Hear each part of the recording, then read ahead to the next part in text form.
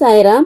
சாய்பாபாவோட பாதத்துல இப்படி ஒரு சின்னங்கள் இருந்ததா அப்படின்னு சொல்லி நான் படிச்சு ஆச்சரியப்பட்ட ஒரு முக்கியமான விஷயத்தை தான் இந்த வீடியோல ஷேர் பண்ண போறேன். வீடியோ ஸ்கிப் பண்ணாம ஃபுல்லா பாருங்க.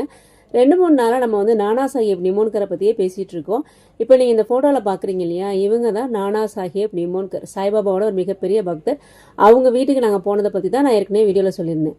இவங்க நானா சாஹேப் நிமோன்கரோட பேரை கோபால் சோம்நாத் சங்கர் தேஷ்பாண்டே. இப்போ நீங்க பாக்குறீங்க இல்லையா, இவங்க தான் நானா சாஹேப் நிமோன்கரோட பையன் சோம்நாத் சங்கர் தேஷ்பாண்டே. இவங்க 1912 வருஷம் நீவ்கான்ல சப் இன்ஸ்பெக்டரா வேலை பார்த்துட்டு இருக்காங்க. சாய்பாபா இவங்களுக்கு நிறைய விஷயங்கள், நிறைய அற்புதங்கள்லாம் செஞ்சிருக்காங்க. இவங்களுக்கு ப்ரொமோஷன் ஆனது கூட சாய்பாபாவோட அற்புதம் தான். சாய்பாபா பார்க்க அடிக்கடி ஷிரடி வருவாங்க. அப்படி ஒரு தடவை சாய்பாபா பார்க்க வரும்போது அவர் ஒரு முக்கியமான விஷயத்த பார்த்திருக்காரு.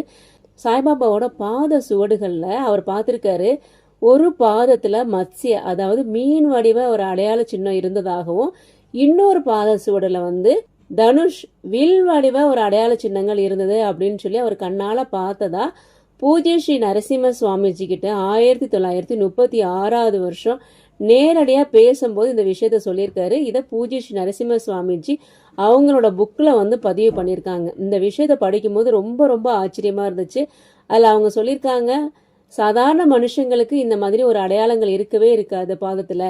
ஆனா சாய்பாபா மிகப்பெரிய ஒரு மகான், அவருக்கு இந்த மாதிரி ஒரு அடையாளங்களை நான் கண்ணால பார்த்தேன் அப்படின்னு சொல்லி அவர் சொல்லியிருக்காரு. அந்த விஷயத்த படிக்கும்போது ரொம்ப ரொம்ப ஆச்சரியமா இருந்தது.